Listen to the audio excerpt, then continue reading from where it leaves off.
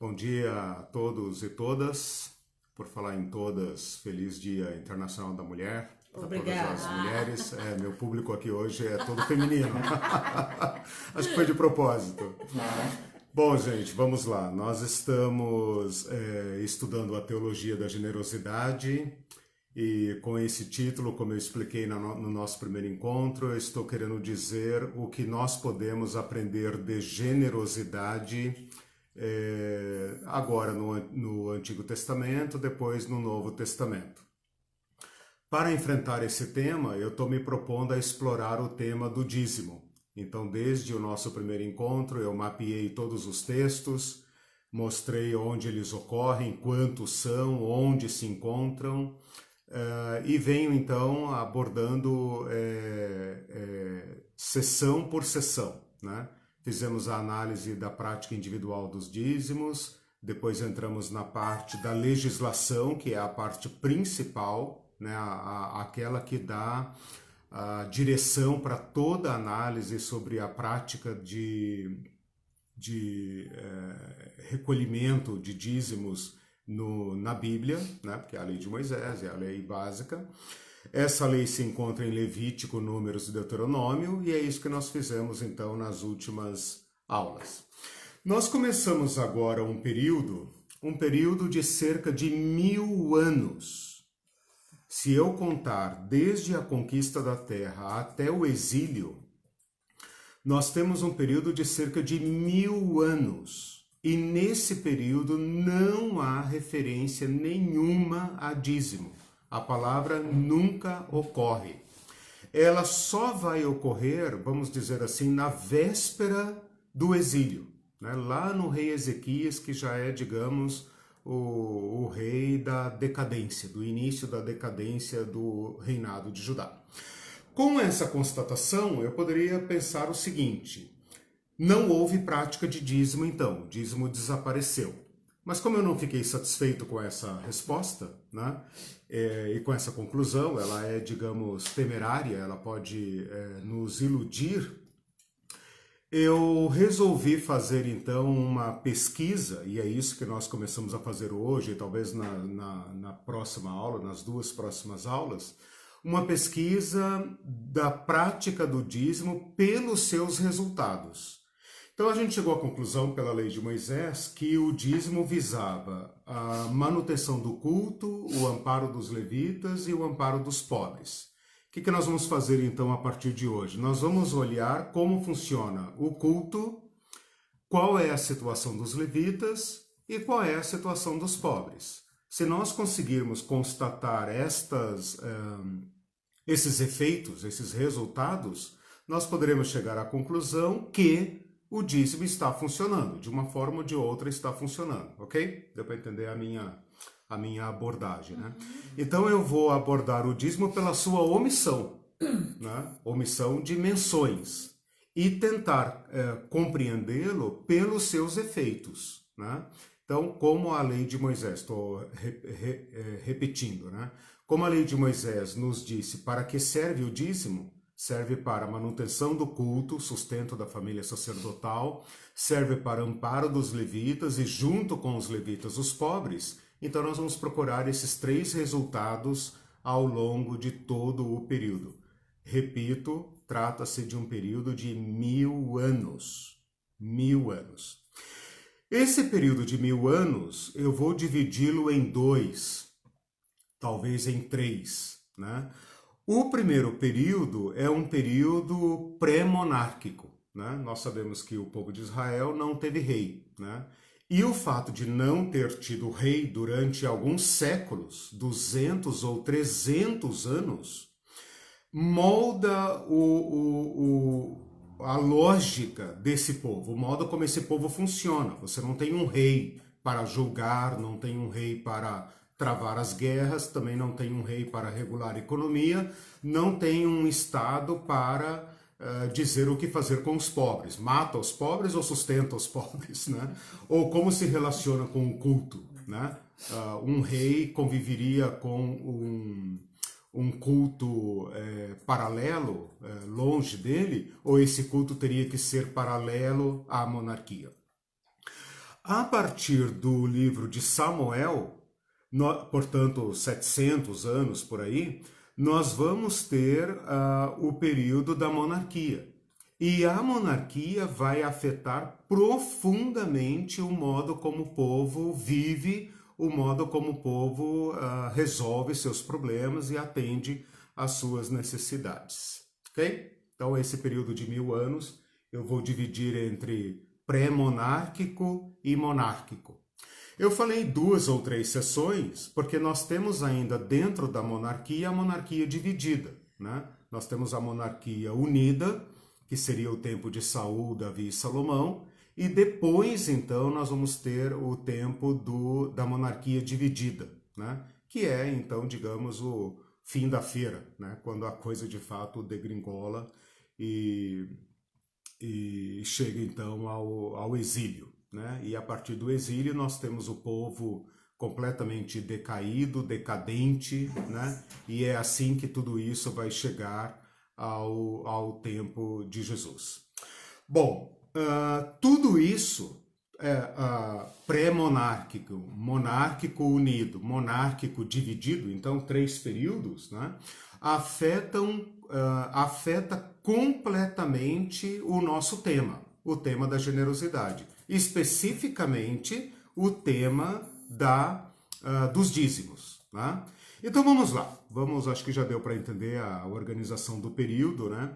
Vamos então ao período pré-monárquico, o período dos juízes.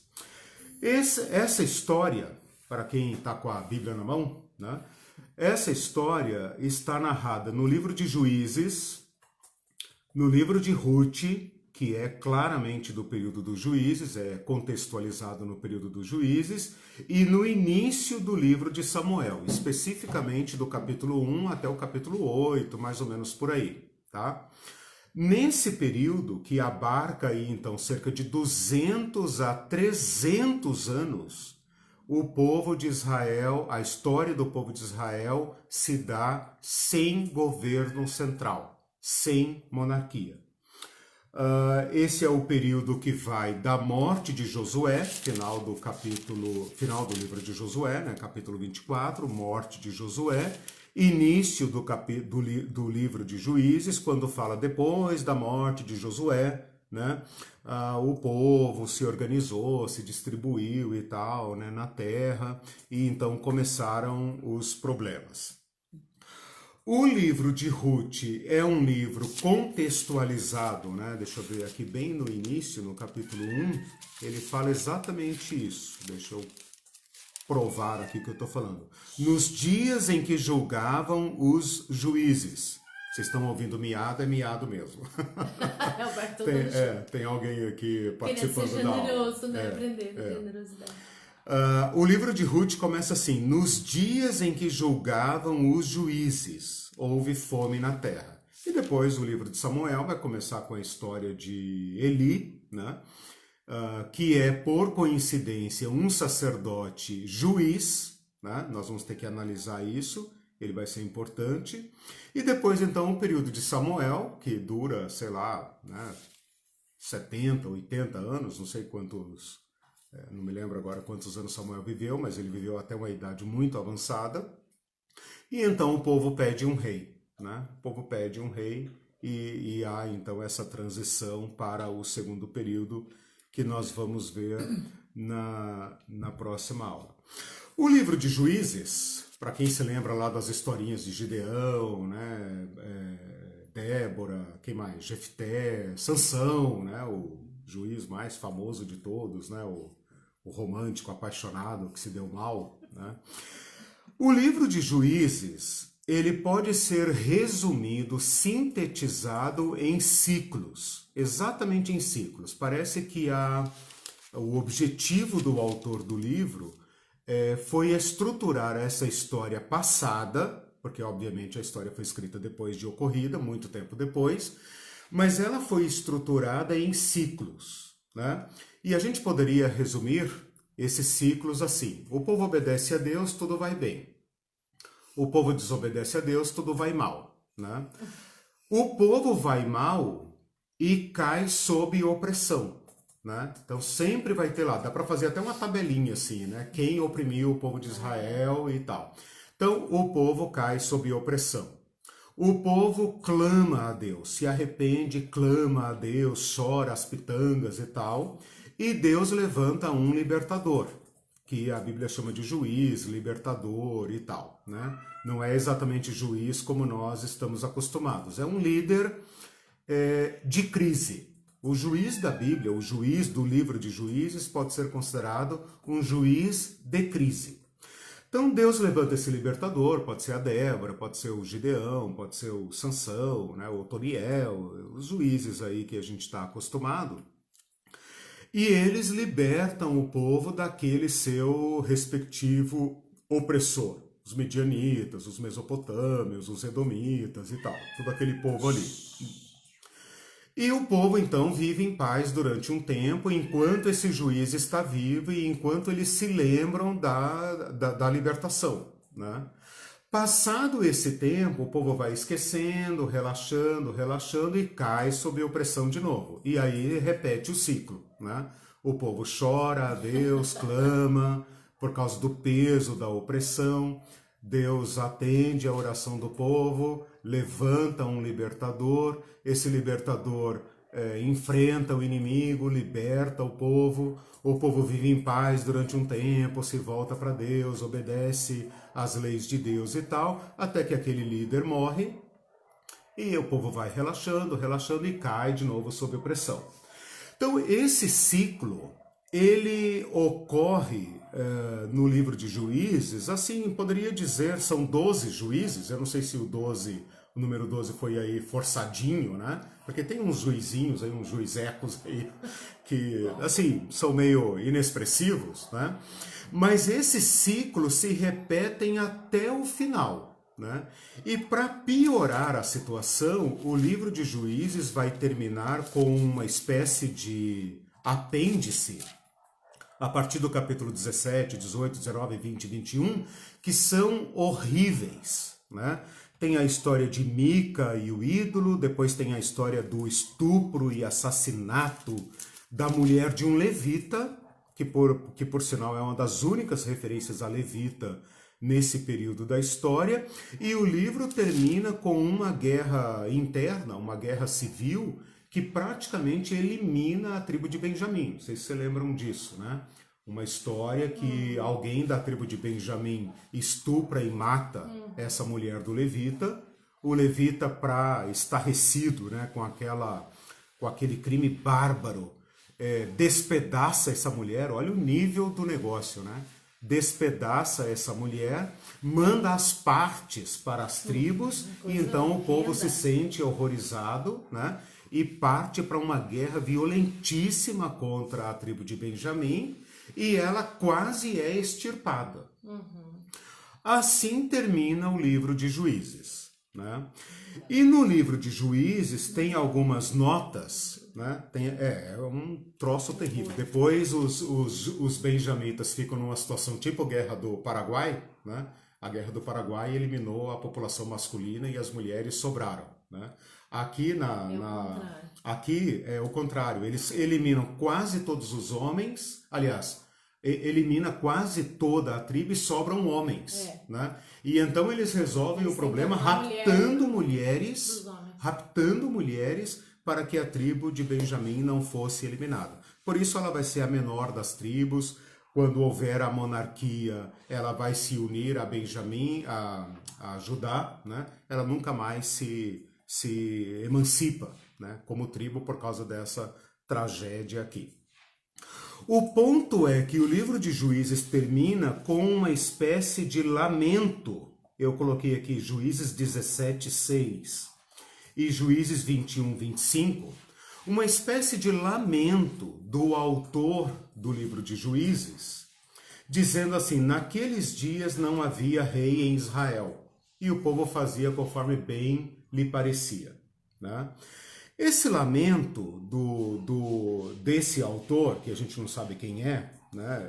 O livro de Juízes é anônimo, ele parece indicar, né, aquilo que depois vai acontecer, que é a solução para o povo de Israel, para que o povo de Israel sobreviva, é o estabelecimento da monarquia, né? Então ele lamenta, né? Vamos ver aqui no capítulo 17, versículo 6. Naqueles dias não havia rei em Israel, cada qual fazia o que achava mais reto. E depois, lá no final do livro, né, no capítulo 21, versículo 25, exatamente o último versículo do livro, o lamento final, né? Naqueles dias não havia rei em Israel, cada um fazia o que achava mais reto. Então, o livro de Juízes termina com esse anexo, né? E o anexo do capítulo 17 em diante começa com esse lamento e termina com esse lamento.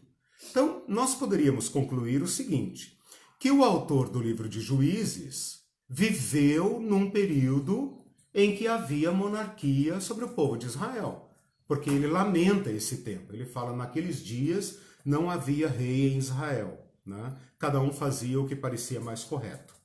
Eu queria propor aqui uma nova interpretação para esse versículo. Essa é minha tarefa, né? Dar novas interpretações para o versículo. Para dizer que esse era o regime de Yahvé. Porque quando a monarquia é estabelecida, Deus reclama. E ele fala assim, o povo não está recusando você, Samuel. O povo está recusando a mim, para que eu não governe sobre eles. Então eu queria contrariar esse autor de Juízes, né? Olha a minha petulância, né? Se é que ele quis dizer isso, né? Se é que ele quis dizer isso, porque está sendo interpretado como um lamento, né? Eu estou dando uma nova interpretação. Por quê? Porque o livro de Juízes está diretamente ligado ao livro de Samuel, que é o livro onde vai se narrar a passagem para a monarquia. Isso vai alterar profundamente a estrutura do povo de Israel, né? E esse regime, que entre aspas é um lamento, dizendo naqueles dias não havia rei em Israel, cada um fazia o que julgava mais corretamente, vai ser referido no livro de Samuel como sendo o regime de Deus. Porque Deus vai dizer, eles não estão recusando a vocês, estão recusando a mim, para que eu não reine sobre eles. Então, no período de Juízes, quem é que reina? Deus. Deus. Tá, Apesar de todo esse conflito, né, apesar de toda essas ondas, né, esses ciclos de decadência e tal, quem está governando? Deus. Por meio de quem? Da lei. E cada um reage à lei como julga correto. A lei e a aliança, né? A aliança, isso. Da aliança. Então, o autor não viveu na época da monarquia. Você está contestando isso? Não. O autor de Juízes, como olha só. Depois, pode ter o autor de Juízes viveu depois do período dos Juízes, porque ele está narrando o período dos Juízes. Que já era monarquia, então tá certo essa informação. Sim. E quando ele fala, naqueles dias não havia rei em Israel, o que eu posso supor? Que agora há. Né? Okay. Que ele fala, naqueles dias não havia rei em Israel. Agora há. Né? A gente pode deduzir isso com uma certa confiança. Né? É uma informação que está aí, pode ser deduzida. Uma outra crítica que nós podemos fazer aqui é a seguinte. Quando há rei em Israel, ou quando houver rei em Israel, o povo fará o que tem que ser feito? Essa também é uma pergunta que está nesse versículo, certo? Quando ele fala assim, naqueles dias não havia rei em Israel, cada um fazia o que achava mais reto, a gente poderia fazer a leitura reversa desse versículo, pensando o seguinte, agora que há rei em Israel, o que as pessoas fazem? Elas fazem o que julgam mais reto ou elas fazem o que o rei manda fazer? Né? Então, será que o rei, a monarquia, se tornou, na prática, uma segurança de justiça? Uma segurança da prática da lei de Deus? Essa pergunta vai ficar pendente para quando a gente analisar a monarquia. Nós vamos ver que não. Já vou cantar a bola aqui, né? Nós vamos ver que não. O estabelecimento da monarquia se tornou o oposto do que eles esperavam, né? Porque o rei agora vai ser o mediador bom ou mal, né, da aliança com o povo. Né? E ele vai distorcer completamente o regime desse período aqui. Com isso, eu estou querendo dizer o seguinte: o povo de Israel viveu durante 200 a 300 anos sob o regime da lei de Deus. Né? Quando esse povo fazia o que era errado, eles pagavam o pato. Né? Eles pagavam o pato. Quando eles faziam o que era mais reto, eles reestabeleciam os termos da aliança. Essa é a história do livro de Juízes. Né? E quando diz também cada um fazia o que achava mais reto, está falando de liberdade. Liberdade em relação à resposta à lei. Né? Porque faz o que é reto. Cada qual fazia o que era mais reto. Quando fazia o que não era reto, o que era injusto, né, eles sofriam as consequências previstas na aliança, as penalidades. Basta ler o livro de Deuteronômio que nós analisamos na aula passada. Eu analisei apenas o aspecto do dízimo. Mas se analisar os termos gerais da aliança, nós vamos perceber claramente que a aliança é condicional. Se vocês obedecerem à lei de Deus, se vocês cumprirem os estatutos de Deus, se vocês não esquecerem do pobre, do órfão, da viúva, do sacerdote, do levita e tudo mais que a lei diz, Deus garantirá a fertilidade da terra, garantirá a bênção, garantirá a segurança, garantirá. Né? Se vocês fizerem o que é mal diante do Senhor seu Deus, o que nós poderíamos dizer aqui no nosso contexto? Abandonar o culto, abandonar o levita, abandonar o pobre, transgredir, servir outros deuses, que cobram outros impostos, né? Pagar tributo, sacrifícios, tudo aquilo que nós falamos na aula passada, eu abandono vocês. Vocês vão sentir o peso do que é servir outros deuses, outros reis. Né? O povo se arrependia e voltava. Então, essa constatação de Juízes pode ser entendida assim: nesse tempo não há rei, não há nada do que um rei representa. O povo tem que fazer o que é reto. Se faz o que é reto, Deus cumpre os termos da aliança. Se não faz o que é reto, Deus também cumpre os termos da aliança. Então nós temos aqui, exatamente, nós temos aqui o seguinte, aqui que está o drama do negócio. Né? Nós temos um povo que vem da peregrinação do deserto, com toda aquela legislação proposta, não implementada ainda, proposta, né? Que vai se assentar nessa terra no governo de Josué, é o que trata o livro de Josué, né?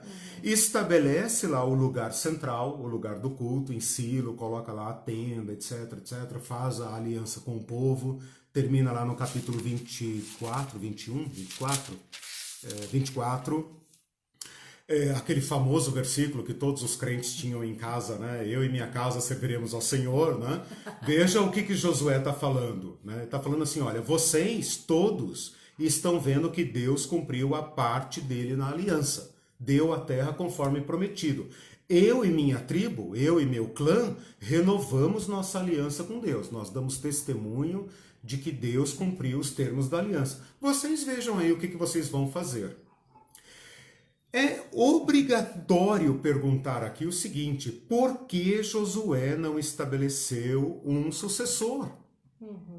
Se ele tivesse estabelecido um sucessor, o filho dele, né? Porque ele tem filhos, ele fala eu em minha casa, ele tem filho mais velho, provavelmente um guerreiro, né? Se ele tivesse estabelecido um sucessor, como Moisés fez, o povo teria tido uma monarquia e, portanto, teria tido toda essa bagunça de juízes e estaria resolvida. Josué não faz isso, ele coloca a lei de Deus ali e fala, aqui está o governo de vocês. Se vocês seguirem a lei de Deus, Deus cumprirá os termos da aliança. Se vocês não cumprirem a lei de Deus, Deus cumprirá os termos da aliança. Né? Então, toda a história que nós vamos analisar se desenvolve embaixo da aliança. Ao redor dessas tribos de Israel estão povos com seus reis e seus deuses. E o povo de Israel, esse é o ponto aqui para a gente pensar. O povo de Israel vai viver durante 200 ou 300 anos, não dá para saber ao certo, né?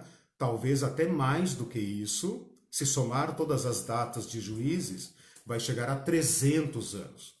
Mas como é difícil sincronizar essas datas, vamos quebrar o galho e colocar de 200 a 300 anos.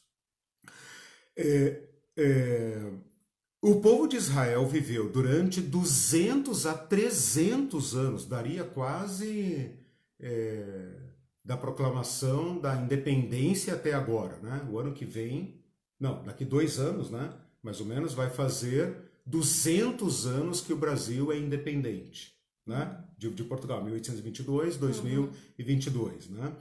Então nós teríamos esse período, né, de Dom Pedro I até hoje, no mínimo, vivendo completamente sem poder central. Nossa. Tendo apenas o tabernáculo, não um templo, não um mega templo, uma tenda armada, completamente vulnerável, porque Silo não é cidade, né? Não está dentro de muralha nem nada. Está lá com a sua posição absolutamente vulnerável. Um povo sem capital. Qual é a capital do Israel aqui no Antigo Testamento? Nenhum. Os juízes surgem nos mais variados lugares, né? Pode ser de Manassés, pode ser do norte, pode ser do sul, pode ser de qualquer lugar, né? Tem até mulher, né? Dia Internacional da Mulher, tem até mulher julgando o povo. Olha que libertário isso, cara. Nós estamos num período patriarcal. A Débora é de 1500, 1400, 1300 antes de Cristo. Nossa, mãe. Eu quando dou aula sobre Débora, eu fico pensando, onde estavam os homens dessa nação? Que eles vão... Não, mas olha que incrível. Não, é para realçar o machismo. Né? E hoje, quando nós falamos que mulher não pode ser pastora, todos os sábios, guerreiros, os homens, os velhos, os juízes, sobem a Débora não em momento de crise. Ela já era juiz, ela é uma das únicas juízes, né? Um dos únicos juízes que já liderava o povo de Israel em período anterior à crise. Eles não sobem a ela, eles não sobem a ela para pedir ajuda militar, né? Fala que ela julgava o povo de Israel. E os homens todos, você imagina a cena? Os homens todos falam assim, olha, essa questão é muito complexa para nós, né? Muito complexa. Vamos a Débora. Vamos a Débora, onde ela está? Botar o camelinho na estrada, né? Botar o camelinho na estrada e vai e fala, subia uma Débora. E fala Débora de Lapidote. Nossa, Lapidote, tem que falar isso no Dia Internacional da Mulher, né? Lapidote, isso tá onde? As mulheres sintam-se homenageadas. Vocês mulheres que estão aí na luta. Fala assim, ó, mulher de Lapidote. Lapidote não dá para saber se é o nome do marido dela, se ela tinha marido, esse cara é um Superman, né? Porque a mulher é que governa. Né? Ou é o nome da cidade dela, certo? Ela era uma mulher sem macho, né? Que é revolucionário, Sim. Não está debaixo de cobertura masculina. Não está nem de cobertura espiritual. Ou esse nome Lapidote pode significar o gênio dela, porque parece que essa palavra Lapidote significa algo como raio, relâmpago, né? Então pode ser que ela era uma mulher com dom de liderança. Né? Bom, já fiz meu comercialzinho para o dia. Eu que encomendei, viu, gente? Isso, eu que encomendei para hoje. Já ganhou a mulher. Nossa, hoje foi... A Hilde Silvia falou, eu estou plenamente homenageada já. Pois é, sintam-se homenageadas todos vocês. Não, perceba como nós retrocedemos. Perceba como nós retrocedemos. Não, muito, né? Agora, veja, é possível que tenha havido muitas outras. Ela só está aqui por causa da crise. Né? E para completar a história, o Baraque, né, chamado para conduzir a guerra, fala, não vou se você não for comigo. Olha só. E a Débora o reprova, dizendo, Por causa disso, o trunfo da batalha será de uma mulher. E aí aparece uma outra mulher, por favor, não a imitem, é a Jael, né? Que mata traiçoeiramente, também na ausência do marido, né? Mata traiçoeiramente o cabeça do monstro que oprimia o povo de Israel, o general Císera. Nossa. Císera. Ela foi super corajosa, né? E tem um bruta cântico aqui, né, o capítulo 5 de Juízes, que é um cântico das mulheres, dizendo as mulheres livraram o povo de Israel. Bom, o que nós temos aqui, olha só, o que nós temos aqui são, mas olha só, o que nós temos aqui são tribos sem poder central, sem capital, com líderes de crise, sem exército central. Quando há uma guerra, o que eles fazem? Chamam os homens dos seus trabalhos e eles vêm, põem a mão nas armas e vão para a batalha. São agricultores que vão para a guerra, né? E eles conseguem viver assim durante 200 a 300 anos, protegidos pela lei de Deus. Portanto, não há Estado, não há burocracia, não há máquina militar, não há tributação, não há governo de outros povos, não há exploração de outros povos, né? Mas eles estão cercados de povos opressores com seus deuses, seus templos, seus tronos, seus nobres, né? Enquanto eles vivem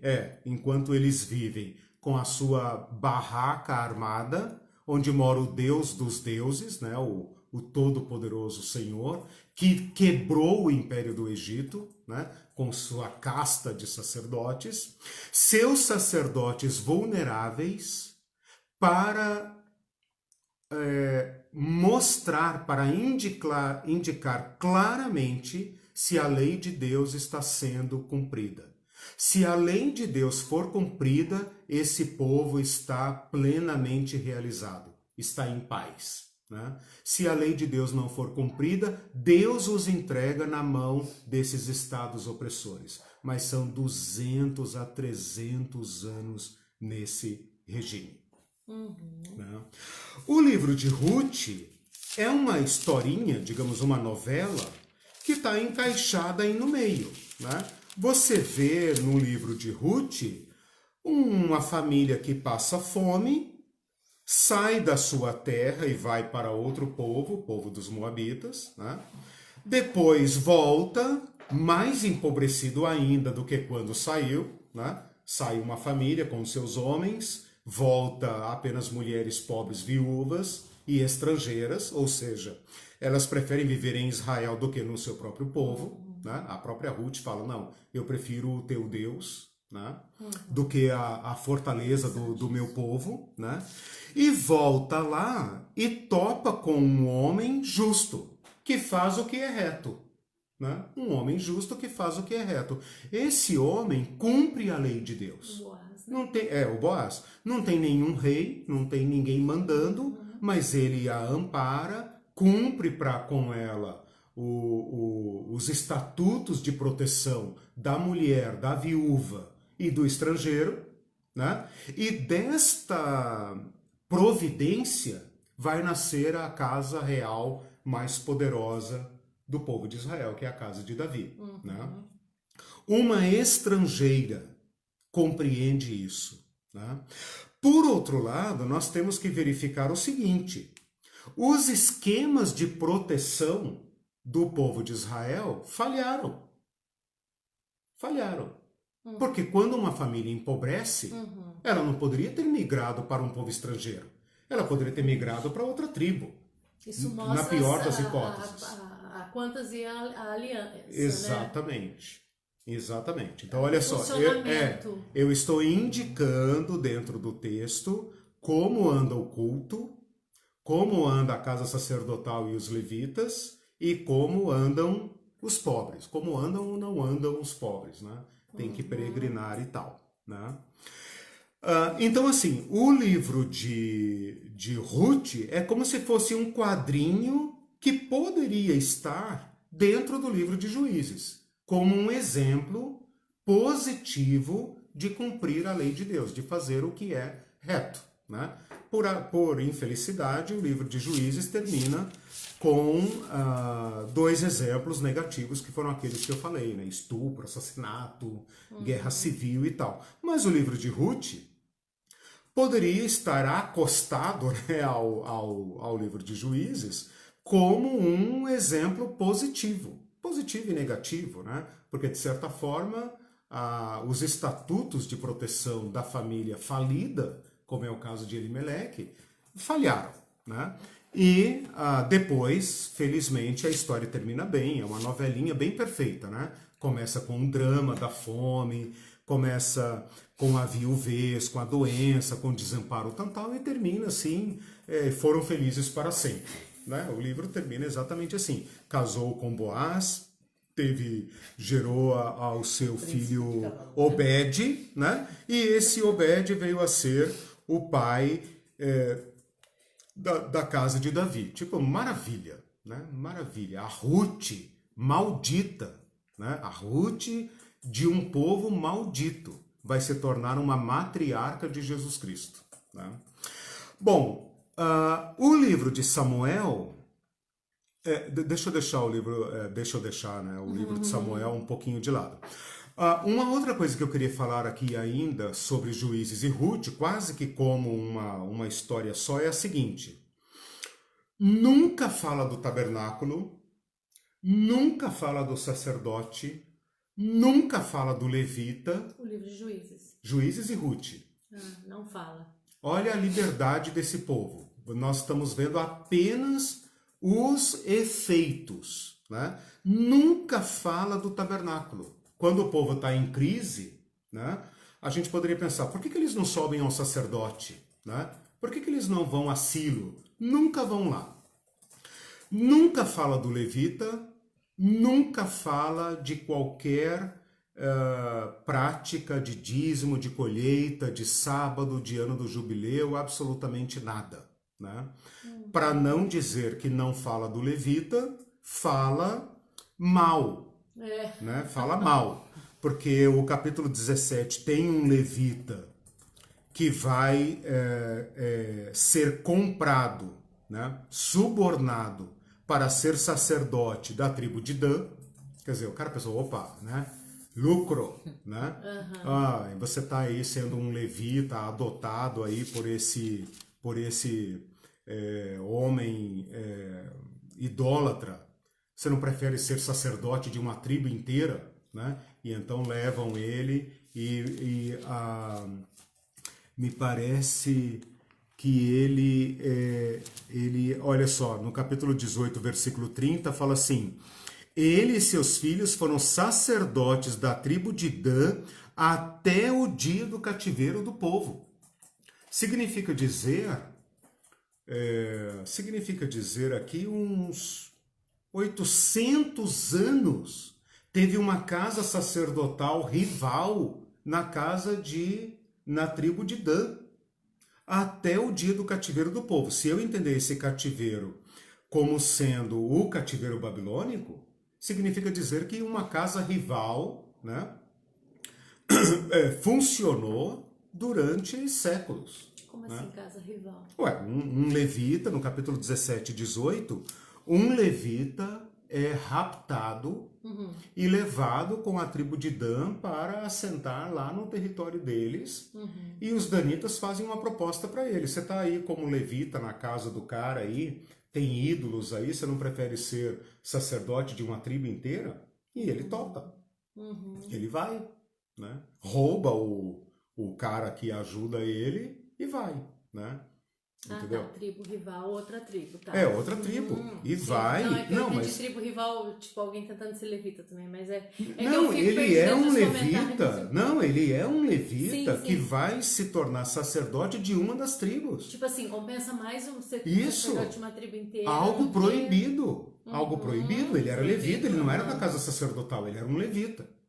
Mas isso mostra para nós como estava desregulado, desregulamentado Os a sacerdotes lei de Deus. particulares. Exato, Né? coisa proibida. Né? Primeiro se tornou sacerdote de uma família, o tal do Mica, cara tão safado que rouba a própria mãe dele.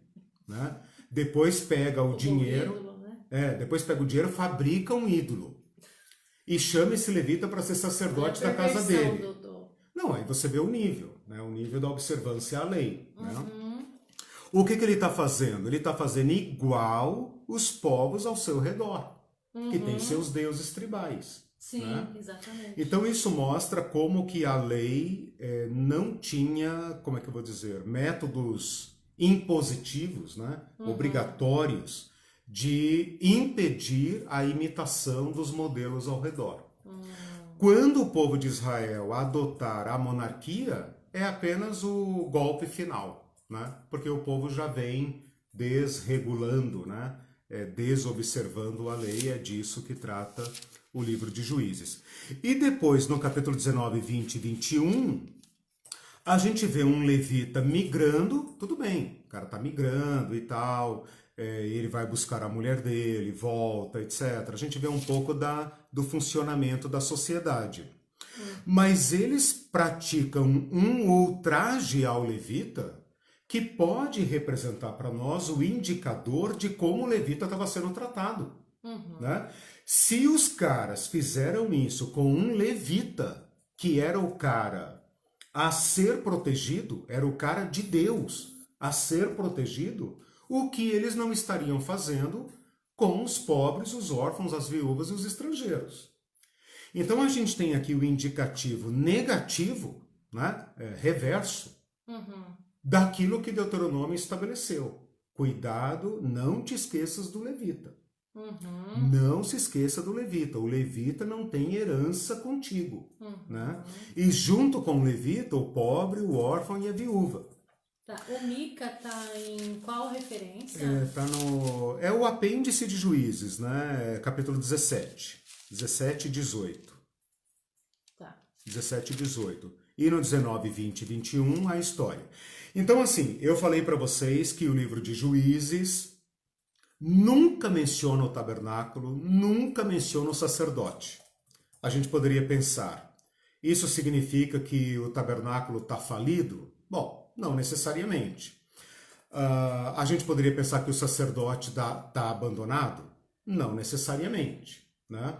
A gente poderia concluir dentro dos ciclos de Juízes o seguinte: quando o povo está em desobediência, o tabernáculo está sendo negligenciado, e o sacerdote, e o levita e a pobraiada toda. Né? Quando o povo se volta para Deus, a gente pode intuir, né? A gente pode deduzir que eles também se voltam para o culto, para a observância, para a paz, porque essa era a única forma de Deus abençoar. Se você guardar os meus estatutos, vocês são o meu povo, né? O meu povo exclusivo, vocês seguem as minhas leis. Né? Para ilustrar o aspecto negativo disso, nós temos os apêndices de Juízes, que fala dos levitas, mas num sentido absolutamente negativo. Então a gente poderia considerar esses apêndices de Juízes como exemplos negativos. Se um levita aceita ser sacerdote, isso diz alguma coisa sobre o tabernáculo, concordam? Certo. Porque o levita era o elo de ligação. Elo de ligação não existe, né? Era o elo entre o povo e o tabernáculo. Sim. Se ele aceita ser um sacerdote rival, significa infidelidade para com o tabernáculo.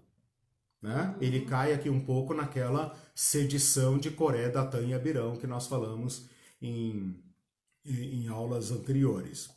O caso do ultraje ao levita, pior ainda. Se os caras são capazes de estuprar e matar, né, uma mulher de um levita, que representa aqui o desamparado, representa aquele a quem Deus desamparou para provocar, para obrigar os judeus a lembrarem da generosidade. Então a gente poderia dizer, bom, se fazem isso com o levita, imagina o que estão fazendo com os pobres da terra, com os estrangeiros, né? Tipo, estrangeiro não vale nada. Significa não observância da aliança. Sim, sim. Em todos E os especificamente nesses três critérios que eu coloquei, a assistência ao culto, a preservação do culto, o amparo do levita e o amparo do pobre. Coloquei isso. Então, é isso que eu estabeleci, estou entregando o que eu prometi, né? Eu disse o seguinte, é uma aventura, né? Eu estou tentando achar a história da generosidade num momento de apagão, né? Eu falei que durante 1000 anos, são 2 vezes a história do Brasil, 1000 anos, não há referência a dízimo. Não satisfeito com essa resposta, eu estou procurando os efeitos supostos da prática do dízimo. E estou, então, achando esses elementos. E a partir desses elementos indiretos, estou, digamos, conjecturando uma possível resposta, né? Se não há menção do tabernáculo, a gente pode, então, incluir o tabernáculo dentro dos ciclos de obediência e desobediência, né? Se as referências aos levitas são negativas, a gente pode também deduzir, né, como estava o trato com os levitas, né? E falando dos levitas, falando também dos estrangeiros, né? Porque esse segundo caso aqui do levita, ele é um migrante, né? Aliás, deixa eu ver, o primeiro caso, o caso do Mica também, quer ver? Havia um moço de Belém que era levita. Este homem partiu da cidade de Belém para ficar onde melhor lhe parecesse. Ó, tem uma nota interessante no capítulo 17, versículo 8 de Juízes. Por que esse levita está migrando? Se ele tem cidades próprias para ele. E o que é esse melhor aí? Exatamente. Questão financeira. Exatamente. Então, veja, nós temos aqui algumas notas que nos parece, né? Esse Mica, ele ampara o levita. Fica comigo, né? E seja para mim como pai e sacerdote. E eu te darei 10 ciclos de prata, vestuário e sustento. O levita entrou. Claro. Tudo errado. Imagina. Tá. Tudo errado. Sim, né? mas eles não tinham recurso, não tinha terra para plantar. Né? Exatamente. Então veja como que o povo de Israel ia abandonando a lei de Deus. Né? Bom, o caso de Ruth, voltando aqui um pouquinho ao caso de Ruth, no caso de Ruth nós podemos... Bom, veja, o caso de Ruth também não menciona tabernáculo. Não menciona tabernáculo, não menciona sacerdote, não menciona levita. Então aqui nós não temos nada para explorar, né? Mas nós temos um exemplo negativo e um exemplo positivo. O exemplo negativo é, quando houve fome, quer ver, onde é que fala aqui? Logo no versículo 1. Um homem de Belém saiu, houve um dia em que jogavam juízes, vieram à terra, saiu a habitar na terra de Moabe com sua mulher. Este homem se achava Elimeleque, morreu, tal. Então, assim, no versículo 1, nos dias em que julgavam os juízes, houve fome na terra. Se houve fome na terra, significa que o povo não estava em boas condições, porque é fome na terra, né? Não é uma família que empobreceu, fome na terra. O que é boas condições? Não estavam obedecendo à lei de Deus. Ok. Né? É um daqueles ciclos, das né? consequências. Exato. Porque Deus prometeu que não haveria fome se eles obedecessem. Exatamente. Então, os ciclos de juízes são esses. Né? O povo desobedece a lei de Deus, Deus entrega a eles. Né? Essa fome, aqui não diz, mas pode ser fome por esterilidade da terra, que é um mau sinal. O livro de Deuteronômio fala terra que mana leite e mel. Então, se está dando fome, é porque o povo não está cumprindo os termos. E não estão obedecendo o ano do jubileu Isso, também, né? não estão Descanso na cumprindo, terra. exatamente, não estão Aí não vai cumprindo dar. os estatutos, ou pode ser fome causada por opressão. O povo de fora está saqueando, está Que é o juízo de tributando, Deus também. juízo de Deus também. Uhum. Tá? De qualquer forma, o povo de Israel não está em condições de proteger os empobrecidos, ao ponto desse Elimeleque ter que fugir. E ao fugir, foge para a terra de Moabe e ficam lá. E se casam com mulheres moabitas, o que não poderiam ter feito. Né? Então percebam como que a inobservância da lei de Deus, né, expõe o povo a uma degeneração. Né? Mas, contudo, todavia, quando eles voltam para Belém, eles topam com esse homem, Boaz, né, que pratica sem obrigação, sem ninguém chamar a atenção dele, né, nenhum sacerdote, nenhum levita, nenhum juiz. Né, esse homem é generoso e bondoso. Né, e ele pratica para com Ruth aquilo que a lei de Deuteronômio mandava. Não rapele, existe essa palavra? Rapelar? Uhum. Não rapele o teu campo, né? Deixa os cantos lá para os pobres. Uhum. E por aquelas coincidências, né, sagradas, né, que já tinha também na Bíblia, Jesuicindência, né? Ah, não, é Deuscindência, né, porque ainda não tem Jesus. A Ruth vai para a terra dele, né?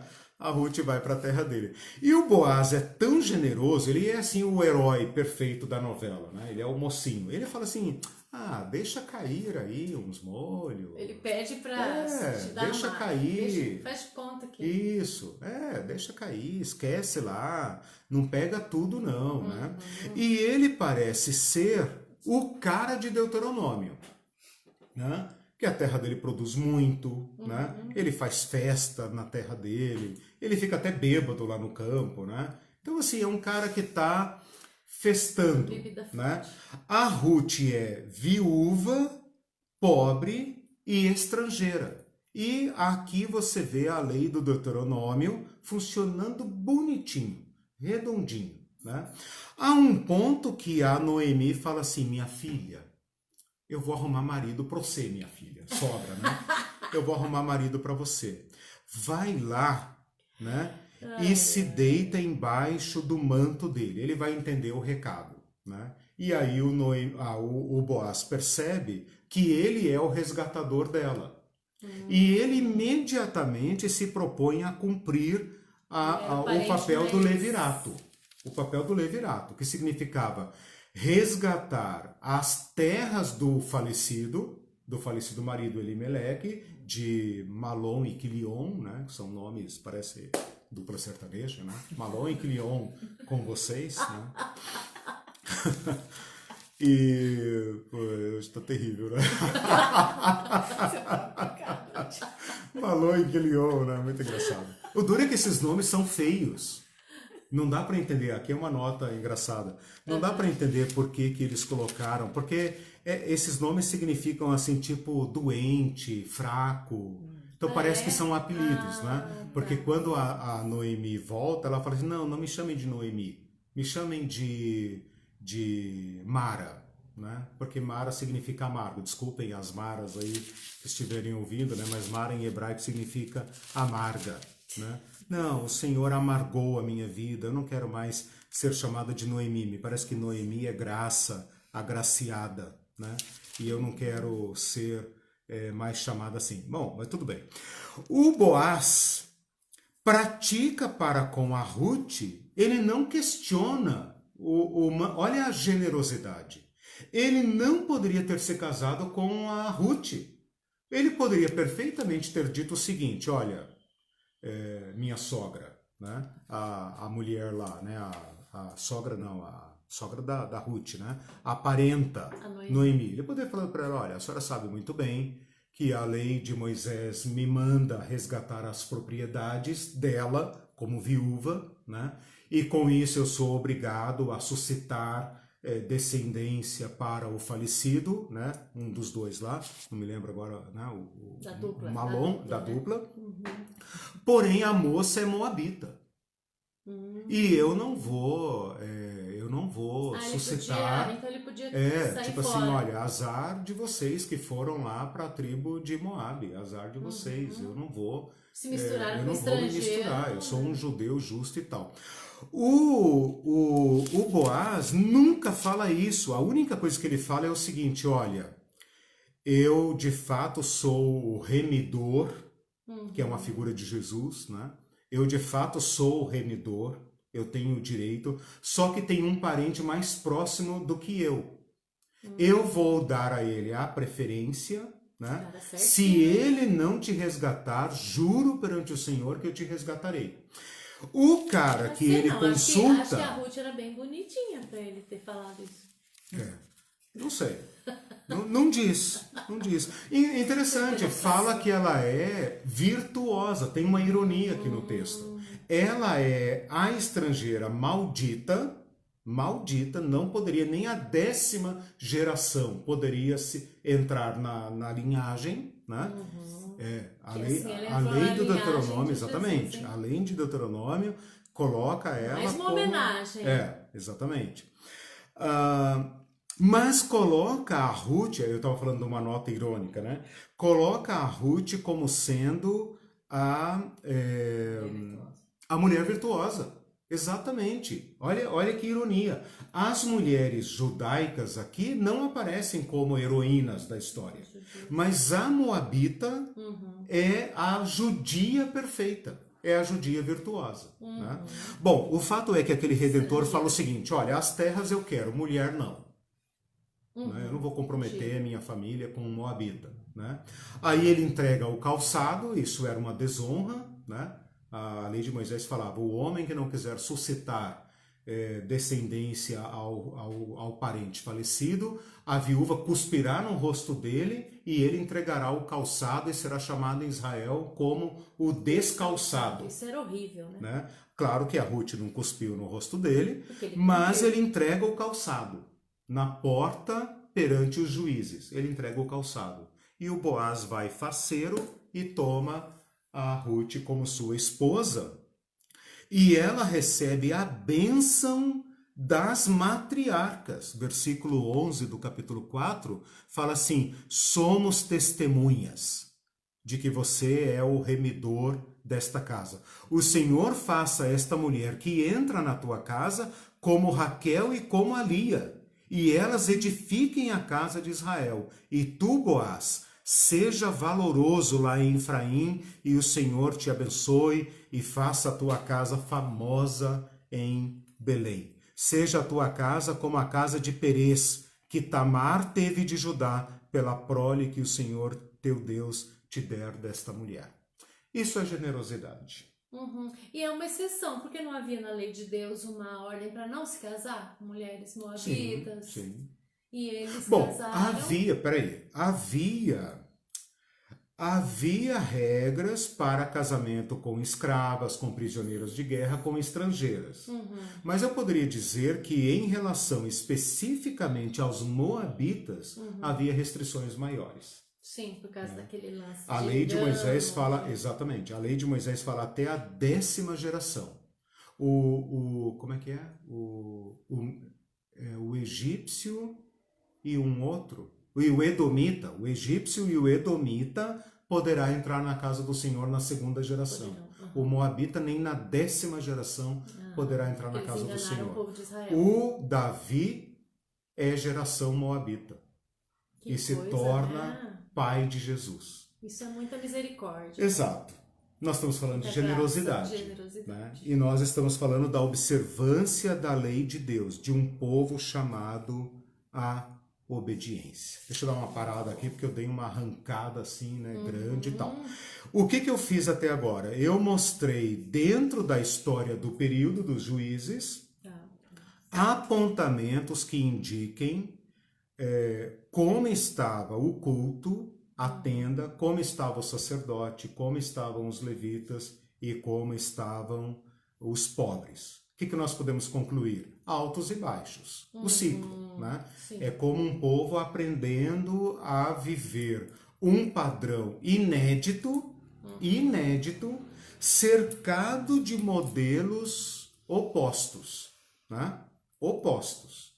E eles estão aqui aprendendo a andar, como uma criança aprendendo a andar. Cai, tropeça, Deus levanta o povo, eles caem de novo, clamam a Deus, Deus levanta de novo. Esse foi o governo de Deus sobre o povo no período pré-monárquico. Acho que isso dá... agora achei aqui. A Ruth era a esposa do Malom.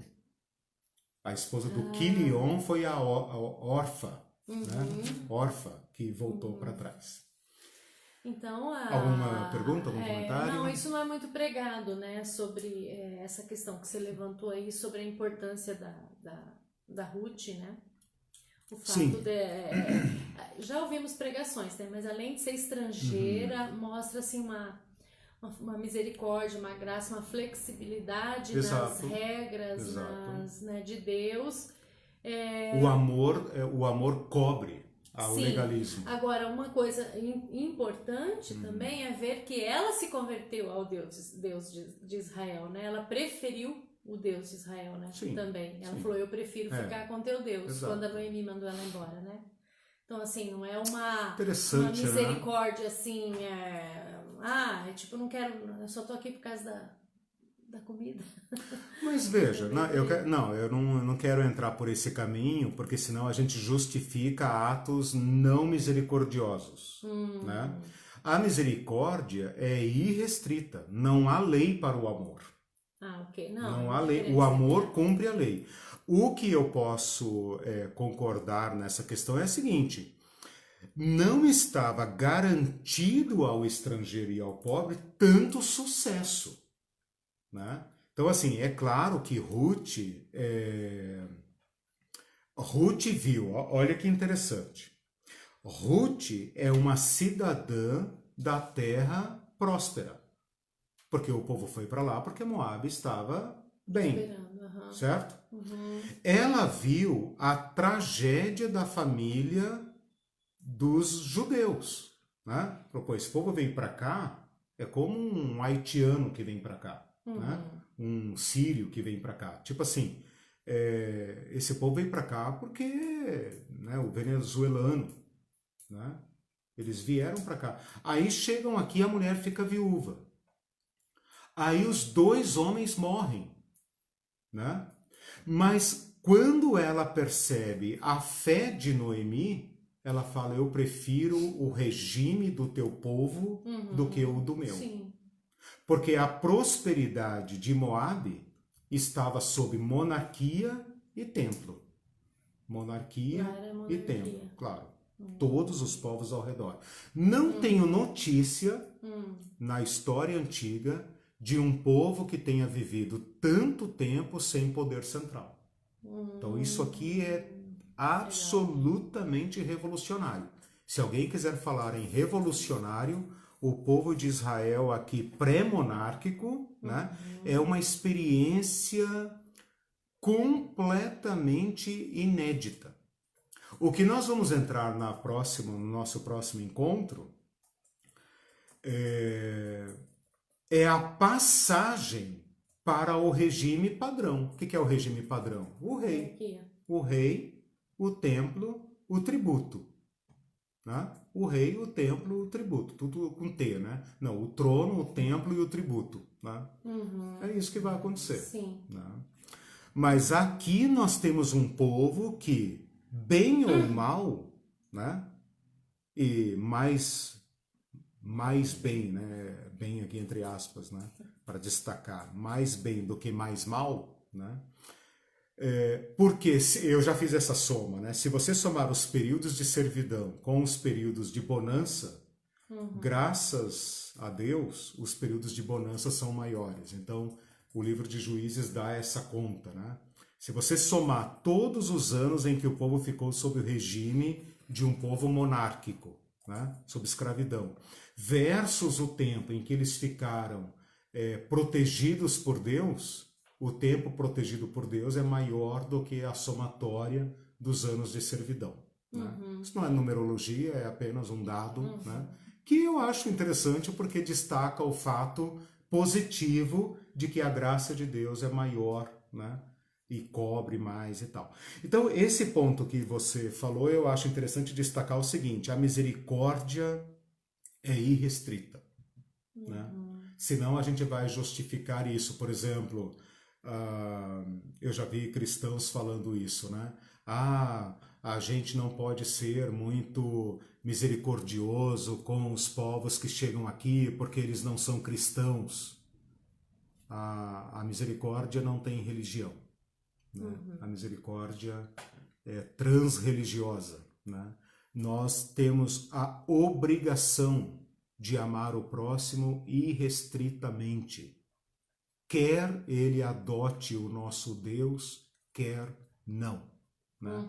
A Ruth prosperou imensamente neste território, neste regime, porque ela foi muito além de migrar para. Mas quantas outras mulheres pobres, viúvas, não preferiram vir para Israel porque aqui tinha pelo menos como mendigar, do que nos seus países de origem, onde elas deveriam se tornar prostitutas, né, escravas e etc.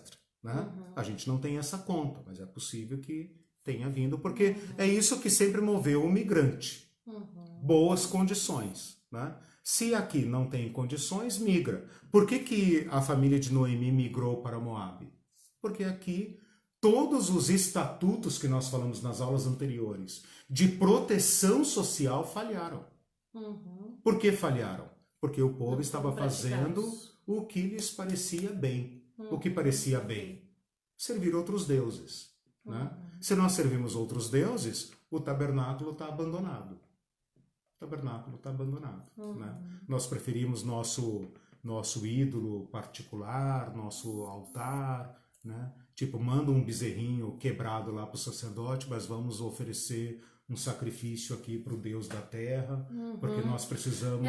Exatamente. Eu imagino que a idolatria deve ter crescido muito nessa época, porque quando você para de observar os princípios de Deus, a aliança, você não vai ficar sem ídolos, né?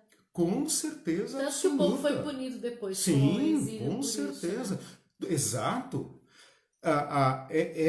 Esse problema da idolatria, ele é como uma catástrofe, né, que vai chegar ao auge no cativeiro do povo. Né? Aqui, com certeza absoluta. O livro de Juízes começa assim: durante algum tempo, aquela geração se manteve fiel a Deus. Depois levantou-se uma geração que não conhecia e se desviaram. Se desviou. Né? Por isso que o ensino é importante. Com certeza. Quando Deus fala ali absoluta. em Deuteronômio, né, que eu estou lendo agora, sobre os meus mandamentos, como eu abri o mar vermelho, exatamente, como eu tratei o povo, como eu fiz vir o maná, e ensina para o teu filho na mesa, no café da manhã, no almoço, né?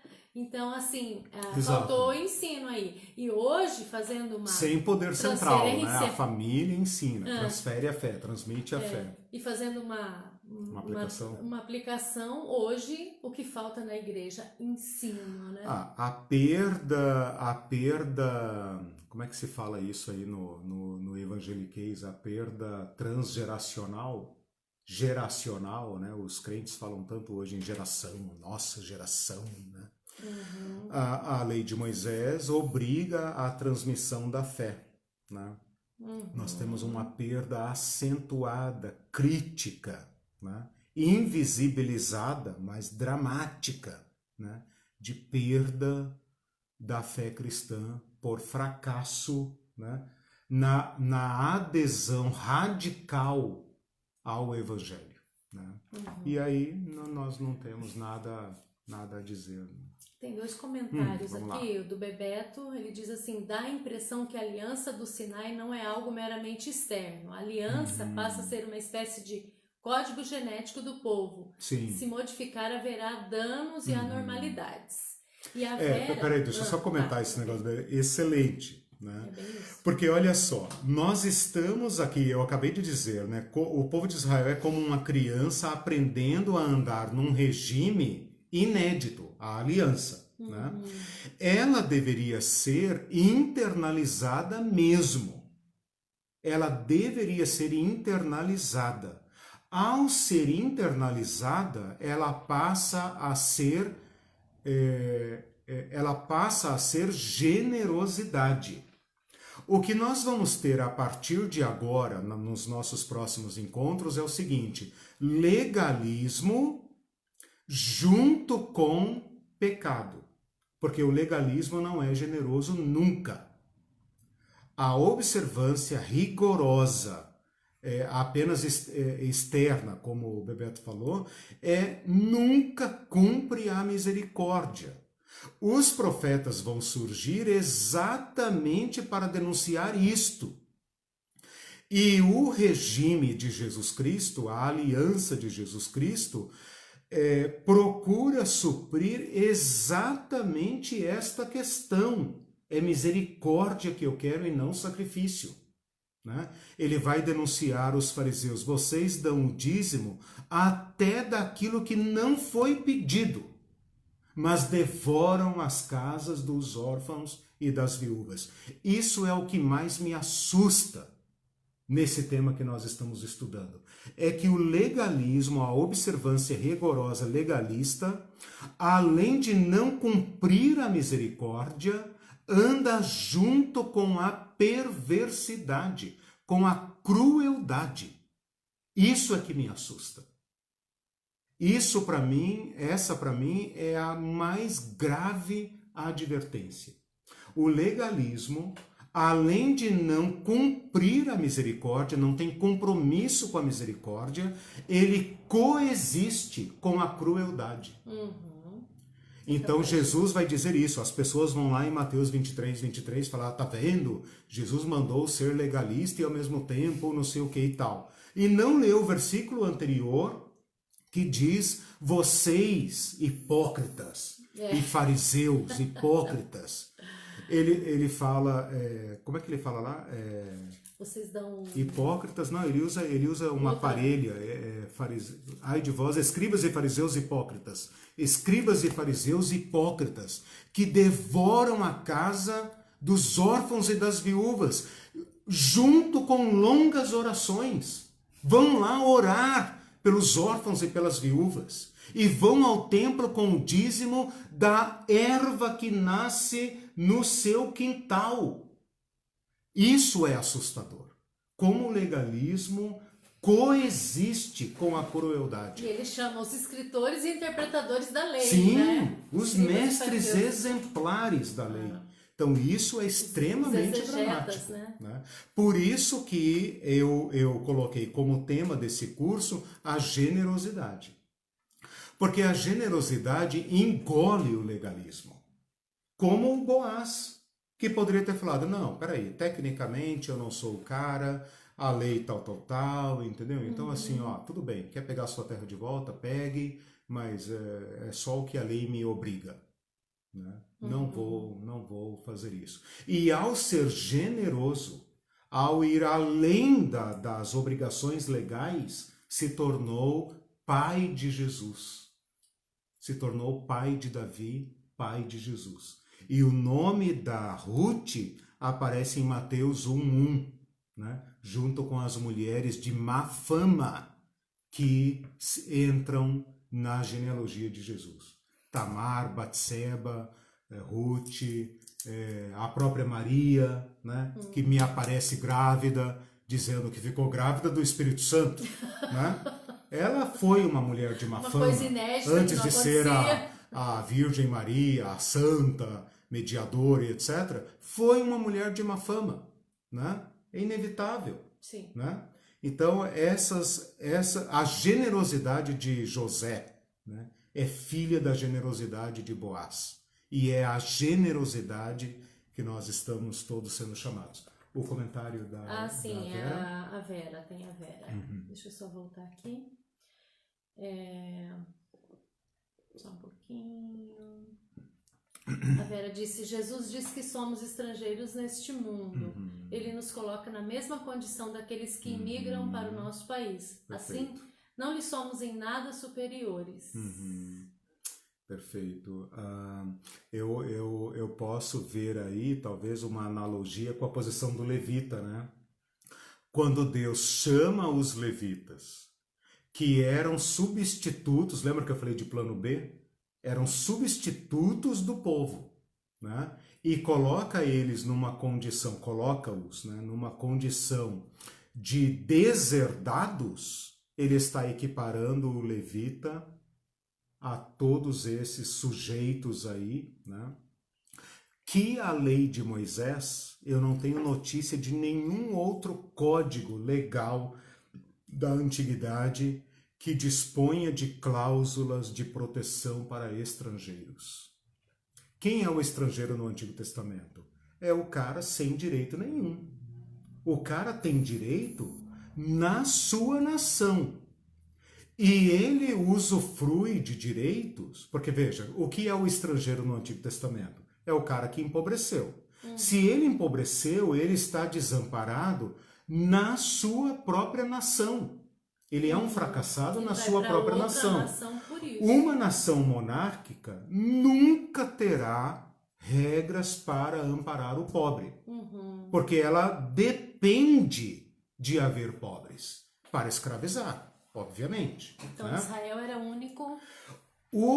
Eu não conheço, se alguém souber aí de alguma coisa, se tiver algum dos entendidos aí de leis, aí, o Celso e tal, o Mindu ou qualquer outro aí, que disponha de algum conhecimento legal, poderia nos verificar se há algum código de Hammurabi, Egito, qualquer outro código antigo que disponha de cláusulas protetivas para o estrangeiro. A única lei conhecida na antiguidade que estabelecia direito para o estrangeiro é a lei de Moisés.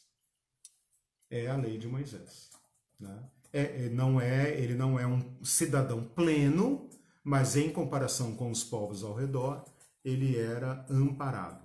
Por isso, a gente pode imaginar quanto estrangeiro tenha vindo para a terra de Israel. Interessante, né? Isso. Diga aí, dona Edila, o que você está pensando? Como Deus estabeleceu tudo isso, assim, ao invés de uma lei dura, de algo que te obriga, ele queria que o povo entendesse como ser generoso, como ter misericórdia. Então, assim, a história de Ruth vai além do que a gente tem ouvido por aí, né? Não uma história... ela foi abençoada porque o cara foi lá e redimiu, mas vai além disso, ela não podia ser. Mas Deus mostrou graça e misericórdia para alguém que não podia. Como você falou, até a 10ª geração, nossa, é muita coisa. Deus remiu assim logo, né? Então, assim, foi muito... Deus mostrando muita misericórdia. E um Deus que se fazia presente em todo o tempo. Eu não consigo entender como que o povo... não queria isso. Um Deus que habitava em tenda com ele, um governo que parece, né? que o povo não duro, quis, um governo que não é. Sim, a gente passa por isso, mas veja, naquela época um Deus que falava parece que muito mais claro, né? Hoje a gente não tem essa comunicação como o povo tinha naquela época. E Deus falava através de Moisés para o povo percebia, tinham sinais e evidências para isso. E mesmo assim, havia uma... Não sei, não queria escrever na casa, né? Em minha casa serviremos ao Senhor. Não queria ter o quadrinho lá, porque o povo não queria isso. Como queria um rei, né? Tinha tudo. Interessante, né? Por que nós preferimos isso, né? Me fez lembrar o Felipe Ansem lá naquele livro da Graça, quando ele fala assim, se Cristo tivesse deixado para nós um código, né? Talvez as pessoas gostassem mais do cristianismo. Mas ele manda apenas amar. E aí nos pega, né? Nos implica, né? Eu dramatizo um pouco essa experiência do povo pelo seguinte, né? Se a gente colocar na perspectiva do tempo, de 200 a 300 anos, né? O livro de Samuel começa... Lembra aquela historinha de Deus chama Samuel e Samuel acha que é Eli que está chamando ele, vai lá? Ali tem uma nota dizendo assim, naquele tempo a palavra de Deus era muito rara. E o povo de Israel percebeu que a palavra de Deus estava se manifestando a Samuel e reconheceram ele como profeta. Então eu dramatizo um pouco essa época aí pelo seguinte, Deus coloca a lei, né? As manifestações de Deus para Josué são mínimas. Então Josué é o cara, é o exemplo do judeu da nova era ali, da terra, né? Não tem mais manifestações de Deus em Josué, raríssimas exceções. Não tem manifestações de Deus em Juízes, né? Deus em Juízes aparece assim lá no fundo do campo, lá, né? Ó, mais uma nota para as mulheres, né? Opa, o anjo aparece a mãe de Sansão. Porque não procurou o pai, mas que Deus subversivo, né? Aparece para a mulher de Manoá. O pai de Sansão se chamava Manoá. A mãe não diz o nome, o autor não gostou muito, talvez, né? Mas o anjo aparece para a mulher e o Manoá pensa assim, cara, essa mulher tá vendo coisas e tal, ó Senhor, se é o Senhor mesmo, então aparece para mim. O anjo aparece para ela de novo e ela vai correr atrás do marido. Ela vai correr atrás do marido e fala assim, né, de fato fui eu que dei o recado para ela e tal, ela vai ficar grávida. É mãe de Sansão. Sansão. Então, assim, umas coisas muito engraçadas, né? Mas, assim, eu aproximaria, sabe, um pouco essa situação deles da nossa como mandamentos que transcendem o legalismo, porque no final do encontro passado eu até falei o seguinte, parece que as regras que nós estudamos, elas não se encaixam, né? Parece que elas deixam, assim, perguntas tipo assim, mas é 1 ano ou é 3 anos? É sobre isso ou sobre aquilo e tal? Propositalmente, para a gente chegar à seguinte conclusão. Cara, a misericórdia cumpre. Não é para você ficar fazendo conta assim, eu não sou agricultor, então eu não tenho que ser generoso. Cara, você viu o pobre. Chegou uma família pobre ali na cidade. Deuteronômio 15, que eu li no encontro passado, né? Livremente abrirás a tua mão, não oprimirás o estrangeiro. Você foi estrangeiro no Egito, cara. Você foi estrangeiro no Egito. Você abrirá a tua mão. Então isso que Boaz está fazendo, cumpre a lei e sobra. Mas não tem ninguém pegando Boaz e dizendo, olha o gafanhoto. Não dá o dízimo não, para você ver se o gafanhoto não vai te comer, seu malandro, né? O cara está sendo generoso. E a regra de Jesus para nós hoje é bem-aventurados misericordiosos, porque alcançarão misericórdia. Fala para os fariseus, seus mestres de nada. Para não falar outra coisa. Seus mestres porqueira, vão aprender o que significa misericórdia quero, e não sacrifício, e não holocaustos. Né? Então nós estamos sob a mesma convocação, né? De agirmos livremente, muito acima do endro, da hortelã e do cominho. Deus não quer o dízimo da nossa hortelã. Deus quer que haja mantimento na sua casa. Porque se ali houver fartura, a fartura é a sua provisão.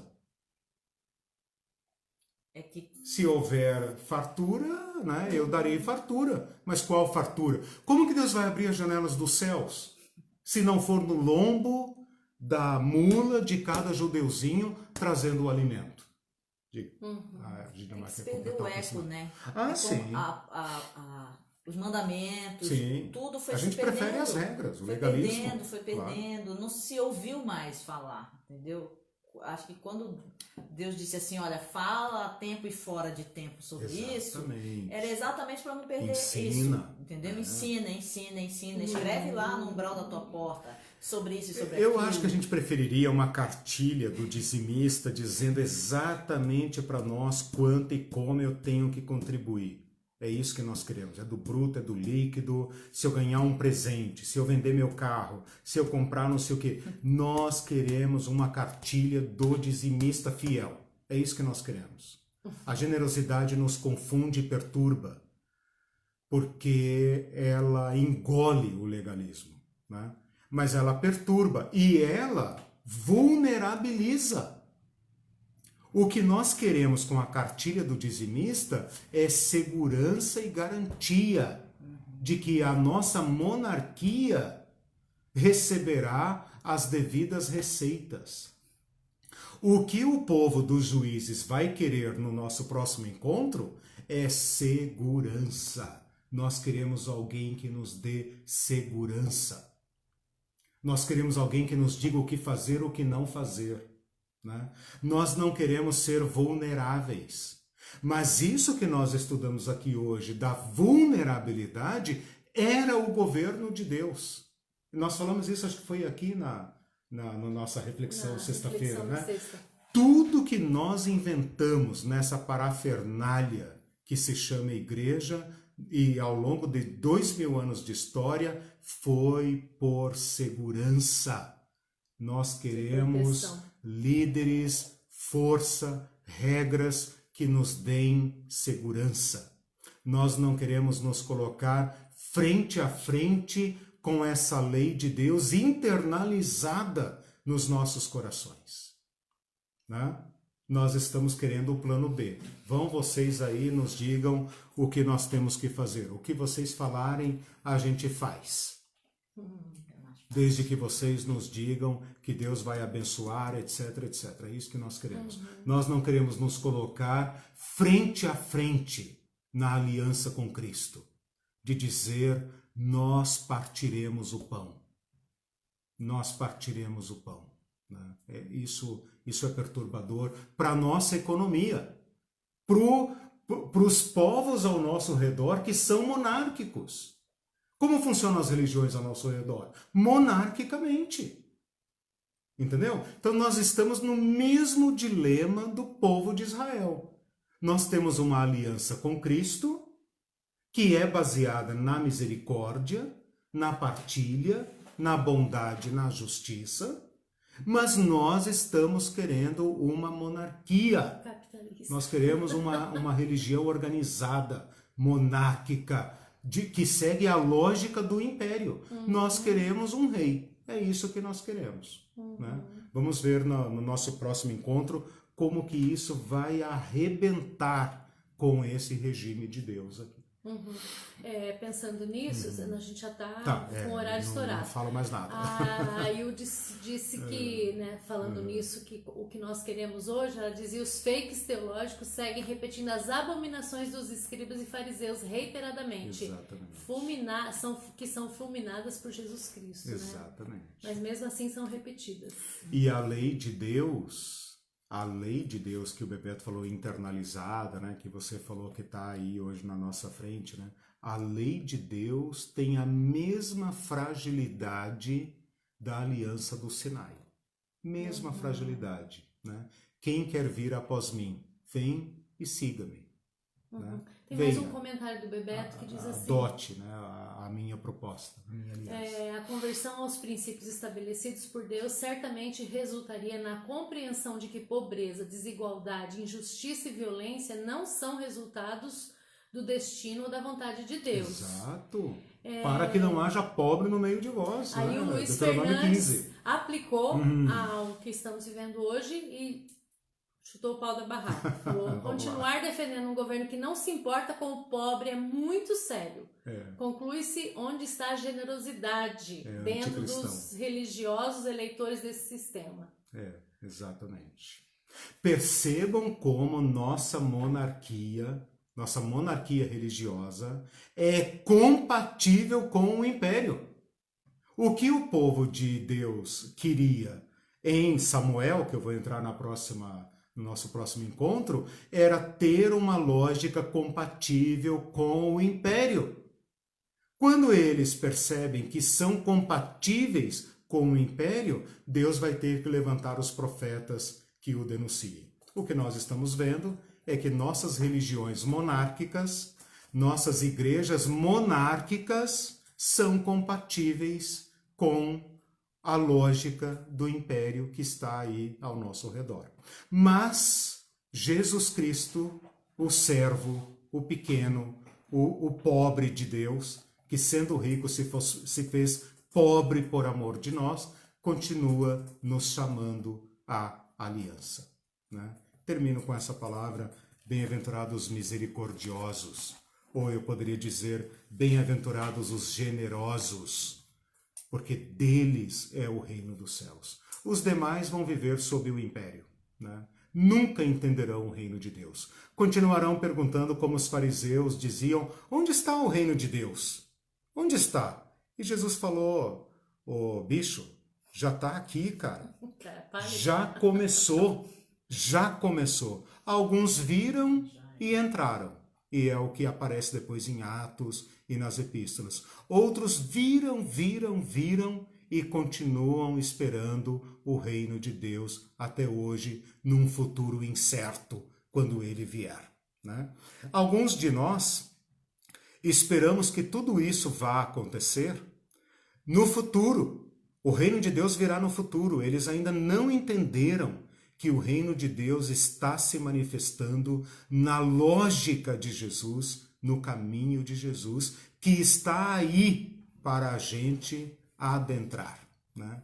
Quem não se converter à generosidade jamais verá o reino de Deus. Nem agora, nem nunca. Né? Nem agora, nem nunca. Nós seríamos completamente estrangeiros num reino que funciona de acordo com a misericórdia.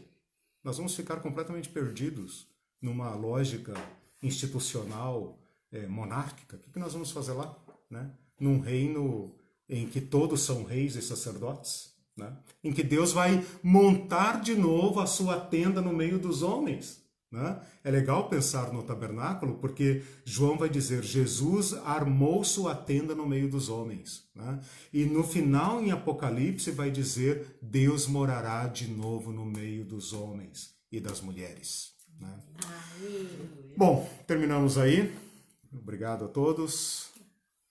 Firmes na luta, mulheres, guerreiras. Um dia eu vou dar uma aula só sobre o que a Bíblia diz sobre as mulheres, para contribuir com a luta. Já tem até uma poesia que você escreveu hoje, você publica. Ah, sobre exatamente. As mulheres. Tá, vou colocar lá. Tchau para todos e todas. Deus abençoe.